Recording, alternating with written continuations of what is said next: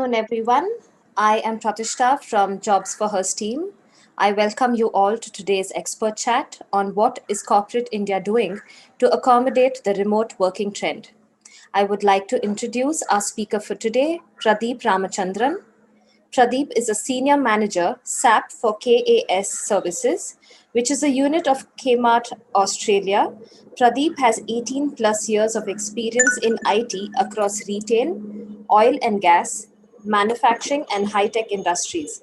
He currently manages SAP team for Kmart Australia and is actively executing large scale projects with teams 100% remote. Welcome, Pradeep, and we look forward to your session on what is corporate India doing to accommodate the remote working trend. Thank you, Pradishta, and for the kind introduction too. Good evening, everyone. As Pradishta explained, I work with KAS Services, which is a unit of Kmart Australia Group.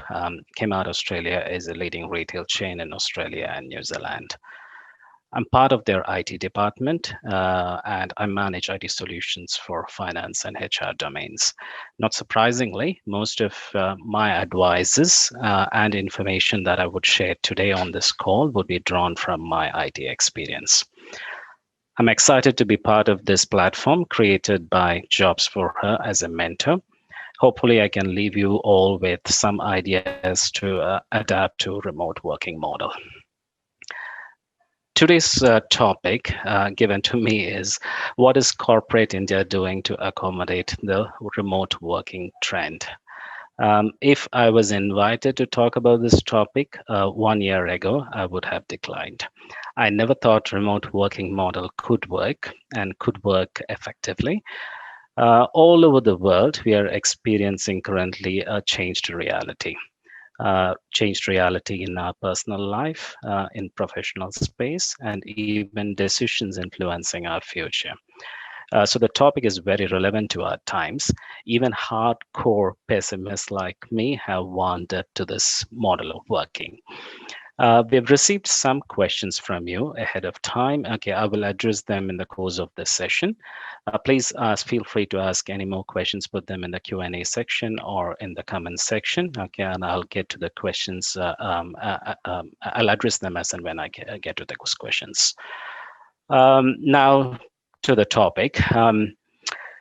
We cannot discuss remote working trend without addressing the trigger that forced us into this environment. So that is pandemic. Now, this pandemic has challenged companies and all of us in a way that we have never been challenged before.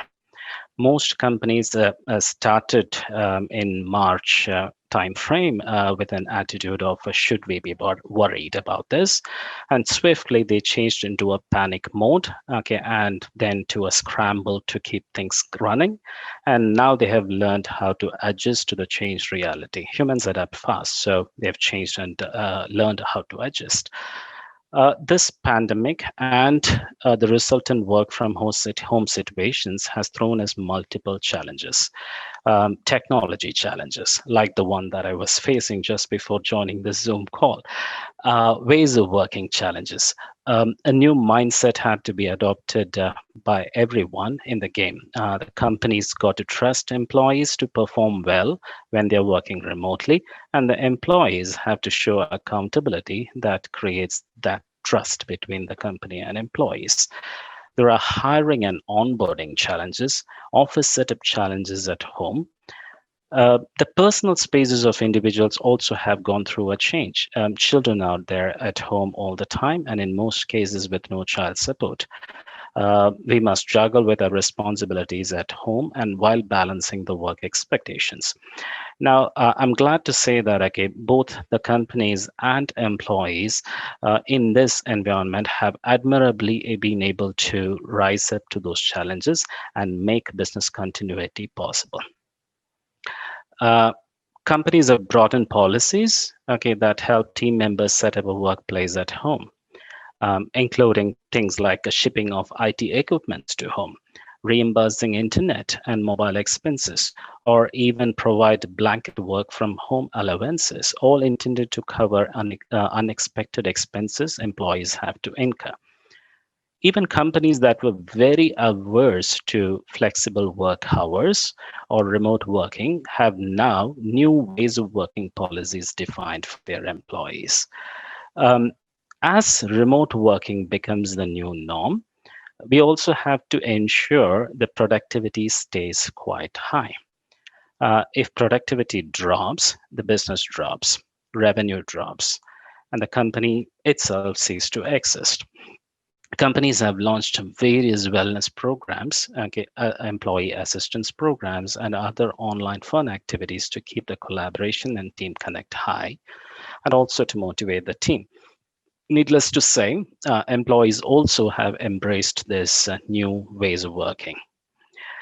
In this context, I have a question from Purnima, okay, who asks, what policies are in place to ensure that remote working is profitable to both employer and employee? What I would like to say is, I would not look at it as a profitable thing to do. It is a necessity. There was no choice but to change to remote working. It is true that the company has to invest more in terms of enabling work from home, but the companies also save quite a bit on the operating expenses at their office spaces. But the main motive of companies to support work from home is business continuity, which is paramount to every business. For employees, work from home also brings in the flexibility or the flexible work hours that they have been wanting for many years. We do not spend hours commuting to work anymore. Okay, like in Bangalore, we spend 2 to 3 hours on the road every day. We don't do that. Both sides has benefits, but this is not to say that there are no struggles. Every challenges that I listed early, from a technology challenge to ways of working challenge to collaboration challenge, all of them exist, and together companies and employees have to overcome those challenges basically. The next question I have is from Neeti. She asks, are companies converting full-time roles also to remote working roles, keeping in mind the pandemic situation? I can read this question two different ways. Okay, let me try to answer it in both perspective. Since March to 2020, okay, when the epidemic and then pandemic started, uh, all the full-time roles are converted to remote working roles, especially in IT. Most companies do operate skeletal staff, okay, which they call as essential staff from their safe office spaces, but all other roles are already remote. Once we exit the pandemic, there is likelihood that some of these roles would continue as remote roles. There are companies that have announced work from home till mid next year, some till even end of next year. And if this model really turns out to be a sustainable one over a period of time, I'm sure it will. In that case, okay, I'm positive that the companies would establish full-time remote roles. What we need to keep in mind is, okay, the remote roles are not a new concept. Many companies do have experience with the part-time roles, or kind of with a hybrid model of a few days of remote working and few days of working from office, even before the pandemic situation.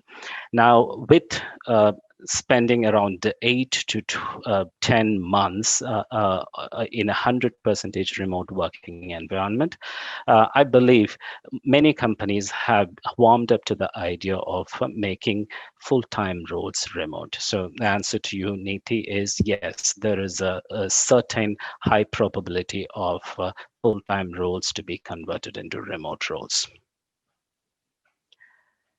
I'll move on to a next question, which comes from Preeti, who asks, will remote working open up job opportunities for women in tier 2 and tier 3 cities? There is a related question which we received from Roshni, which says, she asks, does this mean I can apply to jobs that interest me in the city that I'm not residing in? Both are very good questions. I would say this whole pandemic and the remote working setup has, in a way, leveled the playing field for people. Right? There is no more a need to be in a technology hub to pursue a technology career. We have internet connectivity penetration throughout all towns and villages in our nation. Every corner of a country could be instantly converted into a workstation. Uh, Many big companies already have offices in tier 2 and tier 3 towns. Those offices, in the current situation, take a prominent role to serve as an IT service hub for employees working in those districts, okay, or working from home in those districts or neighboring districts. Even if the companies do not have an IT hub locally in tier 2 and tier 3 cities, still companies ship equipments to even thousands of kilometers to support employees. Yes, most companies are doing it, okay, because of the current situation. But what it also opens up is an opportunity for those tier two and tier two towns to become or to come on par with tier one, so that dividing lines between these tiers of towns, okay, is gradually disappearing, and opportunities are now galore for anyone, any qualified person, irrespective of the city that you reside in, to apply and take up a job. Um, I would not say all companies are ready to accommodate full time remote roles already. As I answered earlier for the previous question, okay, we need to wait and see how sustainable the model is in those particular companies' contexts. Okay, and then that will drive them to remote, a 100% remote role. Okay, which will then benefit people from tier two and tier three towns. Move on to the next question, which is from Lena. Lena asks, what should we do to keep up with the trend? Okay. Um, Lena, I would encourage you not to look at it as a trend. It's not a kind of a passing trend. Okay, remote working or work from home is here to stay. In one form or the other, it will stay. What you need to do is set yourself up to thrive in this environment. It would need you to open up and become a better communicator. That's my primary learning in this last 8 to 10 months. You're going to overcome the barrier of internet and or even the barrier of this laptop window that you see only through communication, especially since you're not going to meet people face to face. So get into a habit of organizing and planning your day. Don't go overboard and burn out. Okay, set your boundaries for every day. Take your time outs to give your eyes and ears a break.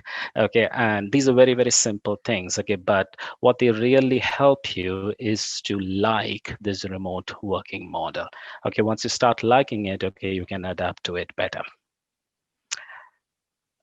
The next question is from Zara. Um, Her question is, will upskilling help in getting better career opportunities during this time? Yeah. So what I think is, okay, you need to keep yourself up to date about technology trends. Okay, whether you are working from home or not. Okay, so the need to upskill yourself is always there. It's not something that is that's driven by the pandemic or driven by the remote working arrangement. But what the current situation has brought in is there are new domains that you can explore.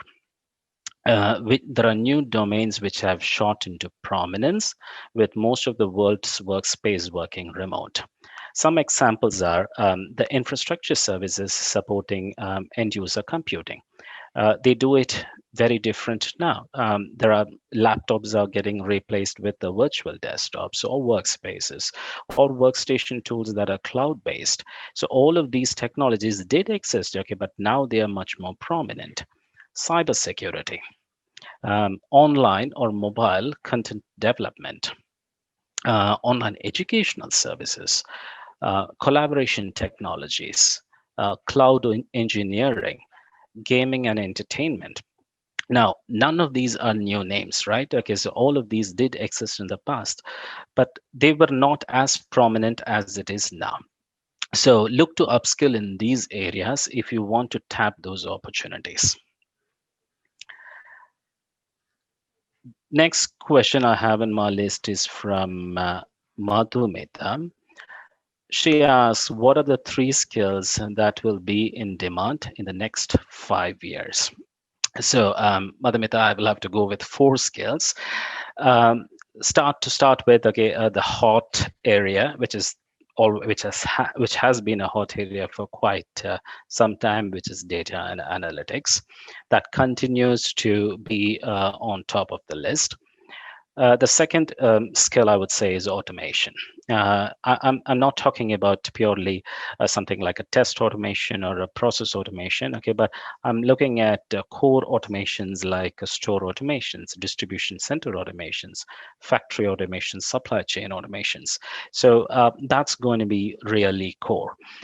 Um, Third area would be artificial intelligence and machine learning. Okay, you might be quite aware that what that is. Okay, and it has applications in a wide spread of domains. Okay, so that's going to be a very key area most companies are investing in too.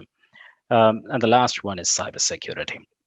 Cybersecurity again is not new, but most companies currently are ramping up their security to prevent expensive attacks.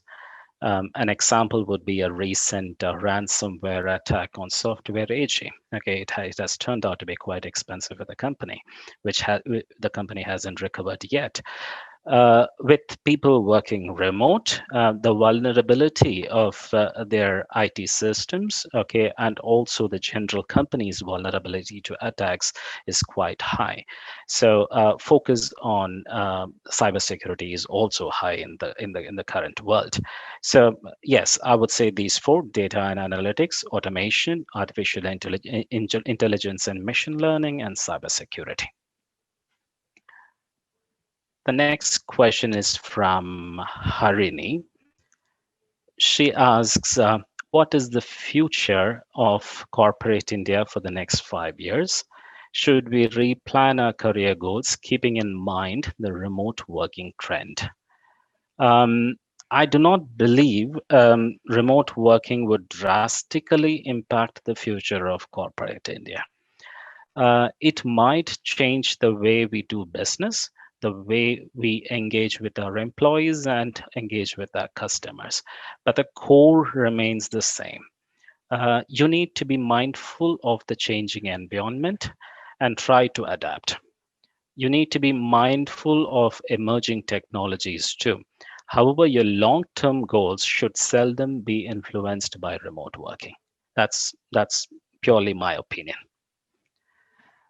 Um, There's a question from Shruti.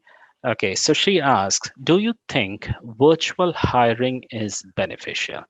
What are companies doing to ensure that the right candidates are hired for right roles?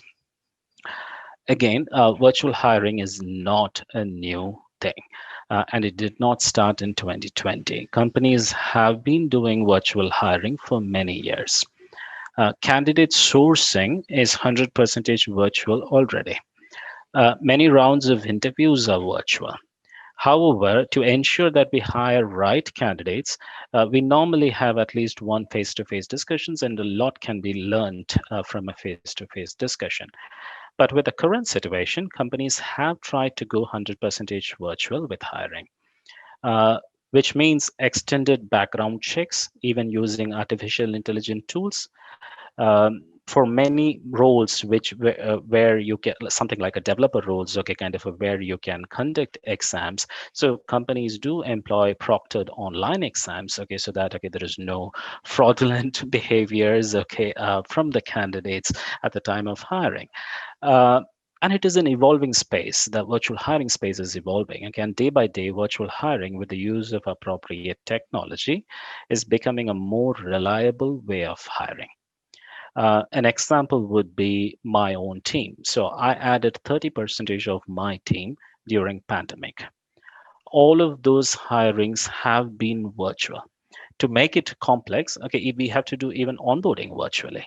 So we reinvented the entire onboarding process together, and I can tell that okay, kind of we have been able to make it successful. So we have been able to hire right candidates even though it was virtual. So to your question, yes, it is beneficial. Okay, and we are still evolving gradually to get to the right mode of technology and the people mix to make it completely reliable.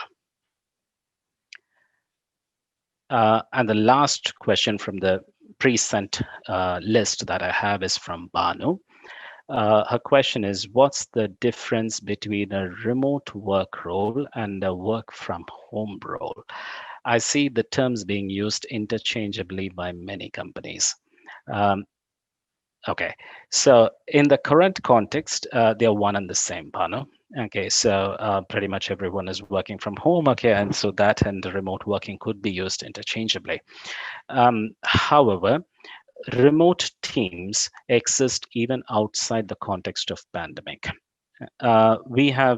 We have had distributed teams working across multiple locations. They work out of their offices across multiple locations. Pretty much every IT service provider in India do have a widespread across all different regions of India. Now, when we execute a project, okay, we tend to put together a team from multiple locations. Okay, it doesn't matter whether they work from an office or or from a home or some other place. They are all working remotely and they do not meet face to face. The project that I currently execute, okay, now, okay, they also have team members from Gurgaon, Bangalore, Pune, Hyderabad, Melbourne. All of them are working together and all of them are remote. So, what I would say is work from home is definitely remote working, but all remote working does not necessarily be work from home. So that I have exhausted the questions that I have from the team. Okay, there are a couple of more questions that I've in the Q&A window. Let me take that up. Is it fine to clearly ask more remote working during the interview? Uh, this is from Deepika. Deepika, yes. Answer is yes. Okay, so you need to have a very open discussion with your recruiters, okay, to figure out how their company's work culture, okay, and their work environment is. Many companies will are open to supporting full-time remote working roles, but there are companies which do not too. Okay, so they have warmed up to a flexible working environment, but not entirely remote working. But yes, you need to ask those questions as part of interview, and it is clearly okay to ask those questions, okay, because they are quite relevant. The second question is also from Deepika. If we change the career, then interviewer asks for experience in that field. I am from finance and or banking sector. If I choose a career in AI and ML, I need to show my experience. What can we do about it? Okay. Um, yeah. So there are multiple team members of mine, okay, who have uh, gone through a complete change in the domains, okay, that they are working. Okay, so they go from a purely functional or a kind of a domain roles to, like what you have mentioned, finance and banking sector, to a technology kind of related roles. What I would recommend in these scenarios is, one is you need to acquire core basic skills. That can be through trainings, okay, that can be through certifications, or that can be through on the job learning. If you have opportunities within your current working teams or the current companies to explore this, okay, I would recommend you do that first, even at least to spend a few months in that role. Okay, so that itself shows up as an experience in that particular technology or domain for you, the one that you want to move to. But if you do not have that opportunity within your current company, uh, go for the trainings. Okay, go for the trainings and go for certifications where it is relevant. Something like, okay, you have listed AI and ML. Okay, but I can take an example of automation. Okay, so go for let's say automation anywhere certifications. Okay, it's not very expensive one. It's very cheap. Okay, so once you take those certifications, they do hold very good value in the current hiring setup. So you just recapping that, okay, kind of you can either choose to get to a similar kind of role, okay, or a role which will allow you to kind of explore a little bit in the to be technology that you want, okay, in within your current organization. If that is not possible, okay, go for training or certification. And companies nowadays, okay, are trying to take people, okay, who are trained into a role, okay, but you might have to enter into a kind of an entry level role in that case, because you're changing the technology or domain completely. Okay, but do companies are open to such setup? Okay, so that's all the questions I've got so far.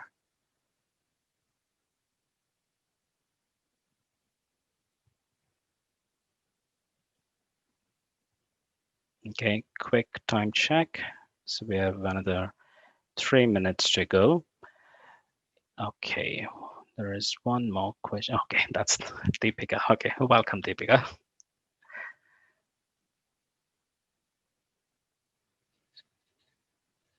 Okay, if you have any more questions, okay, do pop it in the chat window or in the Q&A section.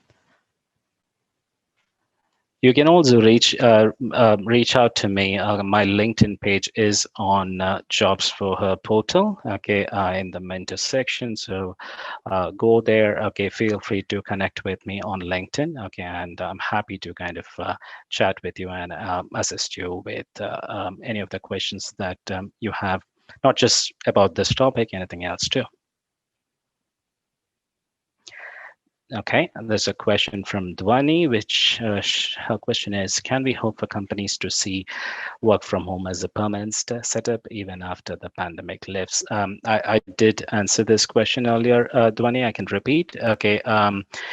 Yes, the companies would be open to considering full-time roles as a remote role, okay, even after the pandemic ends. But it purely depends on the individual companies. Some companies might be able to afford that kind of a model as a continuing mode of working, okay, but some companies might not be able to. But the ones that I know, okay, of they have all been considering, okay, extending certain roles, okay, or a major chunk of roles as full-time remote roles. Will it be okay? There's another question. Will they be okay to allow some employees to continuing doing so? Yes, yes. There are most of the companies are okay to. You, uh, Think about it this way. Okay, if the companies don't allow employees to work remote, okay, and in the current situations, okay, kind of that probably they might end up losing those companies, especially because there are many other companies, okay, kind of which are open to that kind of a setup. So and they none of the companies would want to lose their best resources. Okay, so don't worry. Okay, many companies are changing their policies to accommodate this changed reality.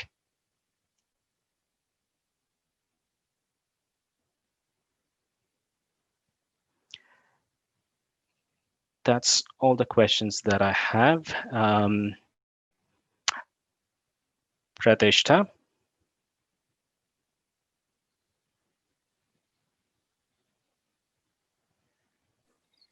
Yes. Thank you, Pradeep. I was just waiting if anyone has any more questions and if they'll put it up in chat, but yes.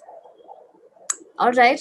So I think we can end the session for now. Yeah. Thank you, everyone, for your time and patience, and thank you, Jobs for her. Thanks, Pratishta, too. Take care and stay safe. Thank you, Pradeep. Thank you for your time, and thank you, everyone, for joining in. Bye bye.